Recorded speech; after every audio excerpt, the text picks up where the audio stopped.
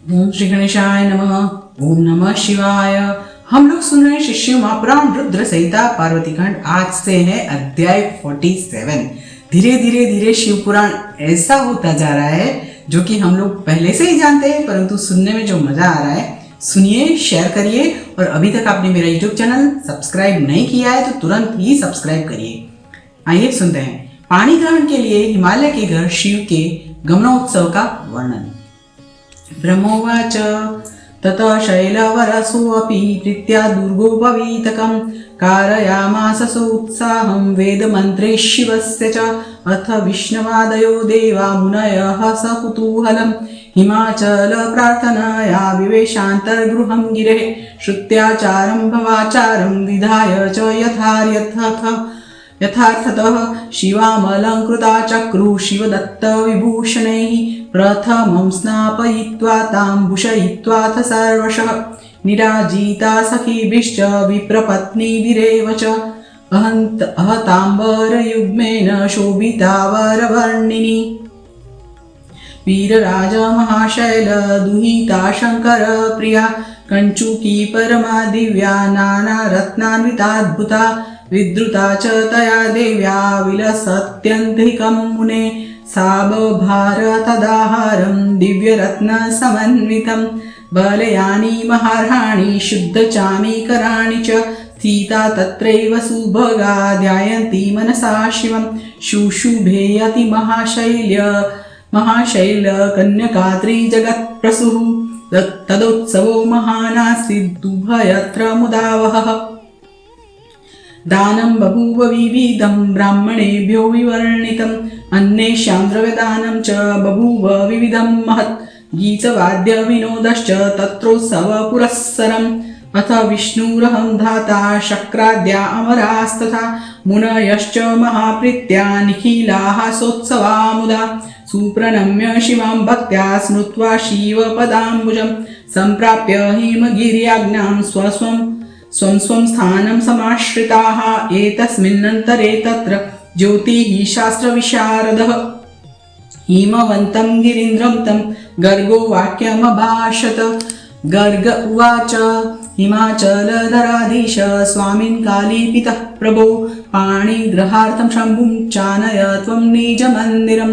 ब्रह्मोवाच अथ तं समयं ज्ञात्वा कन्यादानोचितं गिरिः निवेदितं च गर्गेण मुमुदे अतीव चेतसि। महीधरान् द्विजांश्चैव परानपि मुदा गिरिः प्रेषयामास सुप्रीत्या शिवानयनकाम्यया। ते पर्वता द्विजाश्चैव सर्वमङ्गलपाणयः सञ्जग्मुः सोत्सवाः प्रीत्या यत्र देवो महेश्वरः।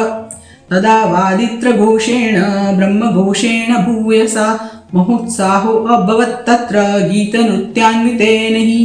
आज यहाँ पर श्लोक पठन को मैं रोककर आपको अर्थ बता देती हूँ। आइए सुनते हैं। ब्रह्मा जी जो बोले थे कि तदनंतर शैलराज ने प्रसन्नता पूर्वक बड़े उत्साह से वेद मंत्रों के द्वारा शिवा एवं शिव जी का उपनयन संस्कार संपन्न कराया। शिवा यानी माँ पार्वती और महादेव जी का उपनयन यानी जनेऊ संस्कार संपन्न कराया। तदनंतर विष्णु आदि देवताओं एवं मुनियों ने हिमालय के द्वारा प्रार्थना किए जाने पर उनके घर के भीतर प्रवेश किया। उन लोगों ने लोक तथा वेद रीति को यथार्थ रूप से संपन्न कर शिव के द्वारा दिए गए आभूषणों से पार्वती को अलंकृत किया। यहाँ पर महादेव जी ने पार्वती माता को पहनने के लिए जो आभूषण दिए हैं, यहाँ पर माता पार्वती वही आभूषण पहनने वाली है, वो यहाँ पे बताया गया है। सखियों और ब्राह्मणों की पत्नियों ने पहले पार्वती को स्नान कराकर पुनः सभी प्रकार से सजाकर उनकी आरती उतारी। शंकर प्रिया तथा गिरिराज सुता वरवर्णिनी पार्वती उस समय दो नूतन वस्त्र धारण किए हुए अत्यंत शोभित हो रही थी। ये माँ जगदम्बा है, शोभित क्यों नहीं होगी, अति शोभित होगी, क्योंकि माँ जगदम्बा है, जगत की माँ है। इससे आगे हिमने उन देवी ने अनेक प्रकार के रत्नों से जटित परम दिव्य तथा अद्भुत कंचू की धारण की, जिससे वे अधिक शोभा पाने लगी। तदनंतर उन्होंने दिव्य रत्नों से जड़ा हुआ हार तथा शुद्ध सुवर्ण के बने हुए बहुमूल्य कंकणों को भी धारण किया। तीनों जगत को उत्पन्न करने वाली तथा महाशैल की कन्या सौभाग्यवती वे पार्वती मन में शिव जी का ध्यान करते हुए वहीं पर बैठी हुई अत्यंत शोभित होने लगी। उस समय दोनों पक्षों में आनंददायक महान उत्सव हुआ और उभय पक्ष से नाना प्रकार के अवर्णनीय दान ब्राह्मणों को दिए गए। इसी प्रकार लोगों को भी अनेक प्रकार के दान दिए गए और वहां उत्सव पूर्वक गीत वाद्य एवं विनोद संपन्न हुए। देखिए, मेहमान आते हैं जो मैरिज में, तो सभी को कुछ ना कुछ तो यहाँ से दिया जाता है। लड़की वालों के यहाँ से दिया जाता है, लड़के वालों से भी दिया जाता है। तो यही यहाँ पर हुआ है और यही रिचुअल्स आगे से चली आ रही है, वो हम फॉलो कर रहे हैं। तब मैं ब्रह्मा, विष्णु, इंद्र आदि सभी देवगण तथा सभी मुनि लोग बड़ी प्रसन्नता के साथ आनंद पूर्वक उत्सव मनाकर भक्ति पूर्वक पार्वती को प्रणाम करके तथा शिवजी के चरण कमलों का ध्यान करके हिमालय की आज्ञा प्राप्त करके अपने अपने स्थान पर बैठ गए।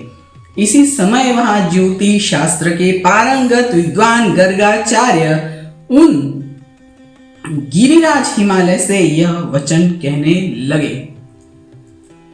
देखिए, यहाँ पे गर्ग जो बोल रहे हैं, गर्गाचार्य, वो सुनते हैं, हे हिमालय, हे धराधीश, हे स्वामी, हे काली के पिता, अब आप पानी ग्रहण के निमित्त शिव जी को अपने घर पर ले आइए। देखिए, पानी ग्रहण बहुत बड़ी बात होती है। यहाँ पर जो पानी ग्रहण मतलब आप दूसरे की कन्या को, दूसरे की बेटी को आप अपने घर लाते हो और घर लाकर उसको अपने घर का भार सौंपते हो, साथ में उतना ही इज्जत, महत्व और प्यार देते हो। पानी ग्रहण, उसका मुहूर्त संभालना बहुत बड़ा होता है। आइए उससे आगे सुनते हैं। मैं ज्यादा यहाँ पर आपको इसीलिए नहीं बता रही हूँ कि आपका समय बहुत कीमती है और आप जैसा है वैसा ही शिव पुराण सुन सके। आइए सुनते हैं। ब्रह्मा जी बोले, तत्पश्चात गर्ग के द्वारा निर्देश किए गए कन्यादान के लिए उचित समय को यानी मुहूर्त को जानकर हिमालय मन में अत्यंत प्रसन्न हुए। हिमालय ने आनंदित होकर उसी समय पर्वतों, द्विजों तथा अन्य लोगों को भी अत्यंत प्रेम के साथ शिवजी को बुलाने की इच्छा से भेजा। वे पर्वत तथा ब्राह्मण हाथों में सभी मांगलिक वस्तुएं लेकर महान उत्सव करते हुए प्रेम पूर्वक वहां गए जहां भगवान महेश्वर थे। उस समय गीत, नृत्य सहित वाद्य ध्वनि तथा वेद ध्वनि से महान उत्सव होने लगा। यहाँ पर आज मैं आपको जितना श्लोक पठन किया था उसका अर्थ पठन बता दिया है मैंने। आप मेरे साथ अभी बोलिए हर हर महादेव और आगे की वीडियो के लिए मेरे YouTube चैनल सब्सक्राइब करिए।